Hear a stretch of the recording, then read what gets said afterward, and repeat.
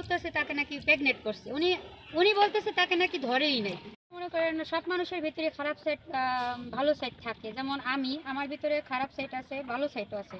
আর আপনারা সবাই মানুষ হিসেবে আমি মনে করি এটা সবারই একটা এটা আছে, নেগেটিভ পজিটিভ দুটোই আছে।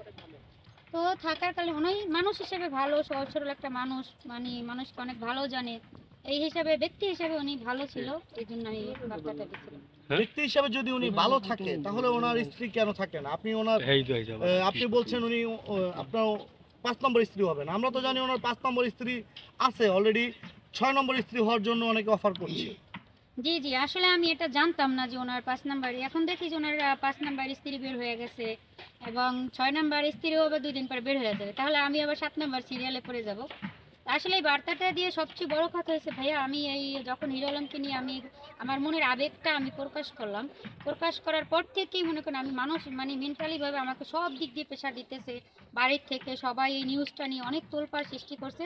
আর হিরো আলমের পক্ষ থেকে আমার জন্য কোনো ভালো একটা কথা আসে নাই এখন পর্যন্ত। হিরো আলম আমাকে নিয়ে কিছু বলেও নাই, আর সে কোনো একটা বার্তা দেয়ও নাই। আচ্ছা, আপনি সেদিনকে বলেছিলেন হিরো আলমের ছবি আপনার বেডরুমে রয়েছে, দেওয়ালে টানানো আছে এবং আপনি বালিশের নিচে রেখেও ঘুমান। এখন আপনি সেই ছবিগুলো কি অবস্থা, কি আপডেট আছে? এখন সেই ছবিগুলো আসলে দেখেন, মানুষ ছেলে হোক মেয়ে হোক, একটা প্রথমে কিন্তু একটা প্রেমের ছেলের ক্ষেত্রেও একটা মেয়ের ভালো লাগতে পারে, একটা মেয়েকেও ছেলের ভালো লাগতে পারে। তারা কি করে, প্রথম পর্যায়ে প্রস্তাব দেয়, প্রেমের প্রস্তাব দেয়, কিছুদিন ঘোরে ওয়েট করে, বা একটা মনের ভিতরে আশা আকাঙ্ক্ষা থাকে, তখন যদি একটা ভালো রেজাল্ট না আসে তখন সে কি করে, সে অবশ্যই ওটাকে মন থেকে ভোলার চেষ্টা করে। এখন আমার যেহেতু আমার দিক থেকে কোনো ভালো একটা রেজাল্ট আসে না হিরো আলমের পক্ষ থেকে, এখন আমি ওটাকে আমি একটা ঘুরানোর আমি করতেছি, নিজের মনকে বোঝানোর চেষ্টা করতেছি। ছবিগুলো কি ঘরে থাকবে না ফালাই দিবেন না পুরাই ফেলবেন? ওটা দেখতে হলে ওটা অবশ্যই আপনারা, আমি আমার চ্যানেল আছে, ইউটিউব চ্যানেল হচ্ছে লিমা ব্লগস, সবাই এখানে ফলো দিবেন এবং সবাই দেখবেন।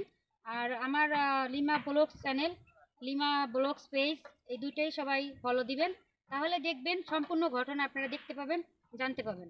আর অবশ্যই সবাই ফলো দিবেন লিমা ব্লগস চ্যানেলে। হিরো আলমকে পাওয়া এবং না পাওয়ার মধ্যে ব্যথা বেদনা কোনটা, মানে আপনাকে? আসলে আমি এখন বর্তমানে অভিমানে আছি, এক প্রকার হিরো আলমকে নিয়ে আমি অভিমানে আছি, কষ্টে আছি। 2 নাম্বার কথা হয়েছে, আমার বাড়ির থেকে এতভাবে প্রেশার দিতেছে, মেন্টালি ভাবে আমাকে এত হ্যারাসমেন্ট করতেছে, এটা নিয়ে আমি মানসিক ট্রমায় চলে গেছি। হিরো আলমকে নিয়ে আপনার যে স্বপ্ন ধীরে ধীরে ধূলিসাৎ হয়ে যাচ্ছে, জি জি, এক কথা এটাই, ধূলিসাৎ হয়ে যাচ্ছে। আসলে মানুষের এখন একটা এমন পরিস্থিতি যে মানুষের আবেগ প্রকাশ করা যাবে না, সত্যটা বলা যাবে না, ওই ক্যামেরার আড়ালে অনেকে বিভিন্ন অপরাধের সাথে জড়িত, এটার কোনো বিচার নাই। আমি একটা বার্তা দিছি, আমি তাকে আমার ভালো লাগে হিরো আলমকে, এটা বলছি, এটা নিয়ে মনে করেন এখন আমি মনে হয় যে আমি সবার চেয়ে অপরাধী হয়ে গেছি সবার চোখে, এটাই। আচ্ছা, আপনি হিরো আলমকে বার্তা দিয়েছেন বিয়ে করার। জি, আপনি একজন সুন্দরী নারী, জি। আপনি কালো একটি ছেলেকে বিয়ে করার বার্তা কেন দিলেন? মানে তার ভিতরে কি এমন রয়েছে, কালো ছেলেকে আপনার কেন বিয়ে করতে হবে? প্রথমত কথা হচ্ছে, কালো ছেলেরা মেয়েদেরকে অনেক ভালোবাসে, আর সুন্দরী মেয়েদের কপালে কালো জামাই জুটে, এটা হচ্ছে বাস্তব। আর ওনাকে এই জন্যই আমার ভালো লাগছে যে উনি কালো, যেহেতু আমি সুন্দর, আমাকে অনেক ভালোবাসবে, সেই বিষয় নিয়ে ওনার প্রতি আচ্ছা, হিরো আলমকে আপনি কি কারণে বিয়ে করবেন, একটু উদ্দেশ্যটা বলবেন?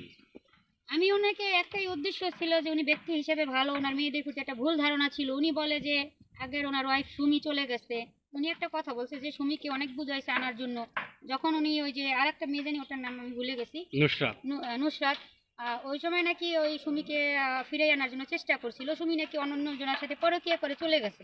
তা এরপরে আবার রিয়ামণি, এরপরে আবার দেখলাম আরও একটা মেয়ে বের হয়েছে, তখন আমি ভাবলাম যে উনি এখন মানসিকভাবে এমনটাই মেয়েদের প্রতি একটা ভুল ধারণা জন্মাইছে যে উনি এখন মেয়ে মানুষকে দেখলে উনি নাকি জীবনে বিয়ে করবে না, এটা বলছে যে আমি বিদেশ চলে যাব, বাচ্চা কাচ্চা দেখার জন্য একটা বয়স্ক লোক রাখবো, আমি আর জীবনে বিয়ে করব না।